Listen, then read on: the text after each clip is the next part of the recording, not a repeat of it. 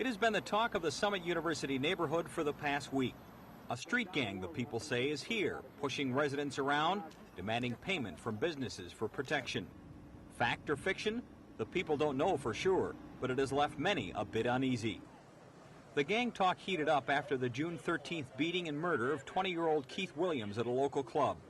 Williams was shot to death, apparently in front of several witnesses, but no one came forward. A police investigation focused in on a so-called Chicago street gang, but no arrests have been made. And today, Police Chief Bill McCutcheon said his department has found no connection between gangs that operate in Chicago and what's going on up here. Meanwhile, talk in the neighborhood is that the street gang is made up of a group of men who wear red bandanas, many of whom are from Chicago. We talked to several of them today, and they maintain they are not a street gang. They had nothing to do with the neighborhood murder and beating, and they are not out pushing people around. They are Muslims, they say, dedicated to love and teaching the truth about the Nation of Islam. This man did not want his face shown. We ain't did nothing to nobody. Can't nobody say we did nothing to us, to them. They can't even pinpoint them one of the brothers that doing nothing to them, one of them. But yet still, we got all this hassle and we don't know why.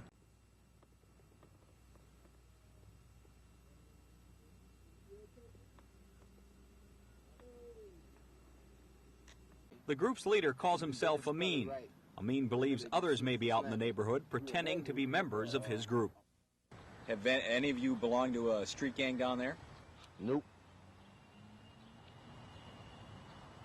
But you are aware of other people from Chicago that are up here flexing their muscles? Is that... Nah, see, it might. I say this is what I'm thinking. Some old people up here, you know, maybe some, cause we stick to ourselves. Don't nobody bother us. We don't bother nobody.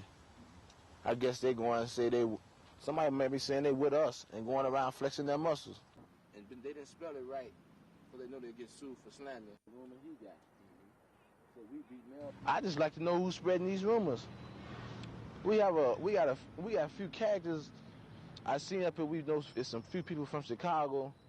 They going around, you know, some people that not a part of us, and going around flexing their muscles. Talking about since they from Chicago too, you know. There's plenty of people up here from Chicago.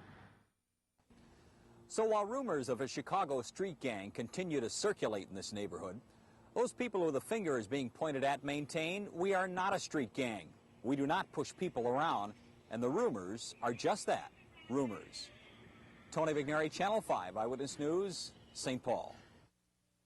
Well, like I said, the talk is out, and it's a lot of buzzing. The buzzing on the streets this weekend is about the so-called Chicago Street Gang. P.D. Mitchell is a member of the Summit University Crime Prevention Council. This morning, he got together with other members of the council for an informal talk about the talk on the streets. Word is that a gang of about 15 or 20 people, some from a street gang in Chicago, are out trying to show the neighborhood who's boss. And there's big concern by community leaders about how the people here are reacting to talk about a Chicago gang living and operating in their neighborhood. While fear is spreading about such a gang, this community as a whole won't sit back and be pushed around. We will do anything that it calls for to resolve this matter.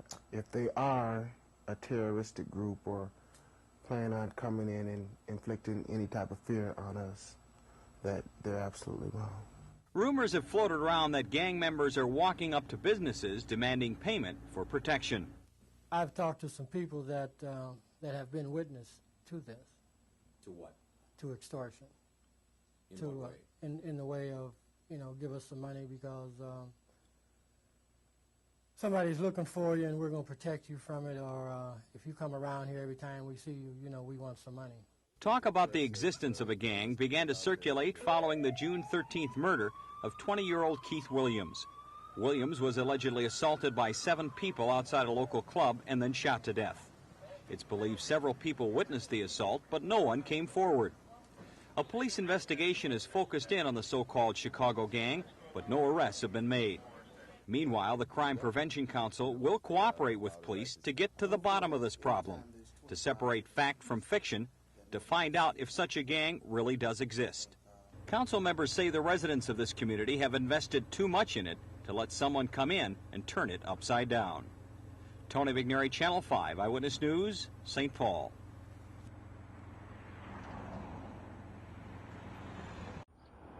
Police say the graffiti on this vacant warehouse signals the presence of a youth gang. The three-point crown is a symbol of the Latin Kings, a gang not previously known to exist in St. Paul.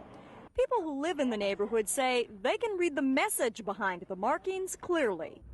To influence, to intimidate, scare some, yeah. It's a form of saying that we're here and you don't know who we are. Moody and others call the graffiti an eyesore and want it removed. And today, the St. Paul City Council took action to do just that. Using a recently enacted gang graffiti ordinance, the council ordered the owner of the warehouse to get rid of the graffiti.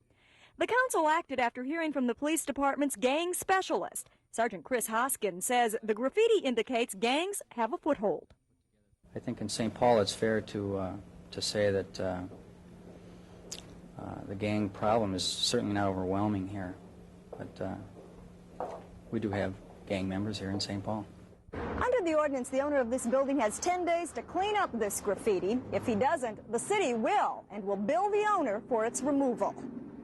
And that suits neighbors just fine. When you see that, then you got a bad reflection on the whole neighborhood, and it's not that way. This is a very good neighborhood. There's a lot of good people that live here. Jackie Renner, Channel 5 Eyewitness News. It is becoming a more and more common and unwanted sight in many St. Paul neighborhoods. Graffiti scrawled on walls and doorways, symbols that youth gangs are claiming sections of the city as their turf. City Councilman Bill Wilson says the time has come to take a firm stand, not only against the gangs themselves, but their symbols as well. We recognize that that kind of graffiti is a public nuisance. We recognize it's also a method in which the gangs use to mark territory. And we don't want any territory established in St. Paul as gang territory. There'll be no sanctuary for gangs. Wilson's ordinance would require the city and/or the owner of the property where graffiti is scrawled to cover it over. Wilson says that will be a symbolic statement to gangs that they will not be tolerated. He realizes, though, the gang problem must continue to be battled on several fronts. Yes, this is one approach. Other approaches have to do with aggressive police activity, which has been going on for the last 3 years, but also some alternative programs for kids who don't want to get involved in gang activity, increase and improving recreation, employment, and education programs for kids. We're working on these things also. Wilson wants the city to take the lead in removing the gang graffiti. He fears gangs will retaliate against private citizens who take it upon themselves to cover up the gang symbols. This is a police problem, and that's why we're going to the extent of passing a law regarding it, so it becomes a city problem and a police issue. Wilson believes the youth gang problem in the city is minimal now, but he stresses a concerted effort is necessary to ensure that the gangs are not able to establish themselves any more than they have to this point. In St. Paul, I'm Dave Andrews for the Eyewitness News Update.